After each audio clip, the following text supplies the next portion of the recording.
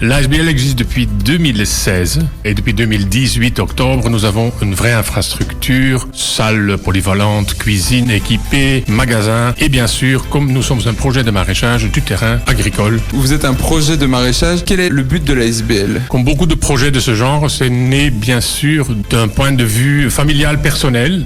Nous avons un fils qui était handicapé, qui est toujours handicapé mental et le problème pour beaucoup de gens dans notre situation se pose après l'école.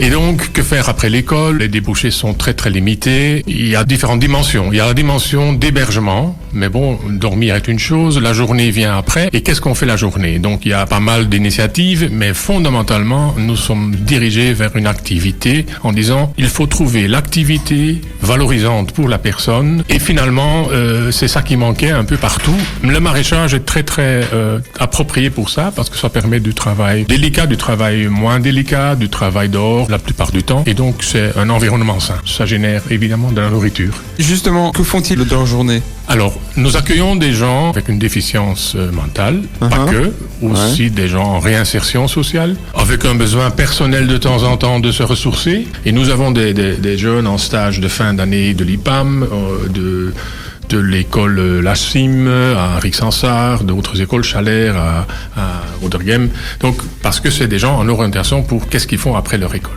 Et donc, ils viennent un peu découvrir.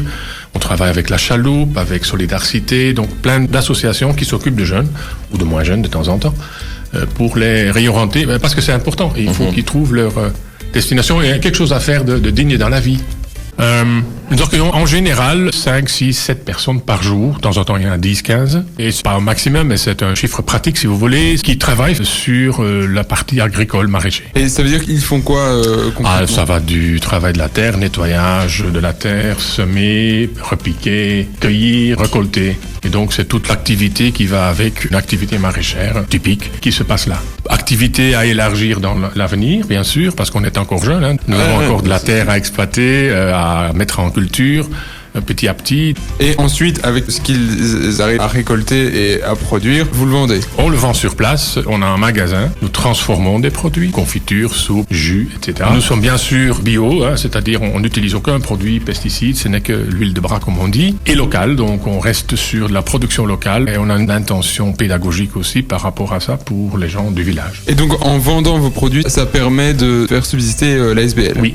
Donc le projet ne bénéficie d'aucun subside.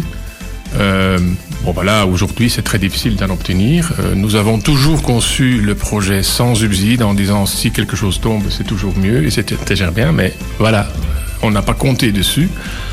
Et donc aujourd'hui, effectivement, le fond de roulement, si vous voulez, de toute l'affaire se passe par la vente des produits sur place où on va faire des petits marchés de temps en temps, donc on a cette possibilité aussi. Et voilà, il faut faire ça sur le long terme pour construire ça.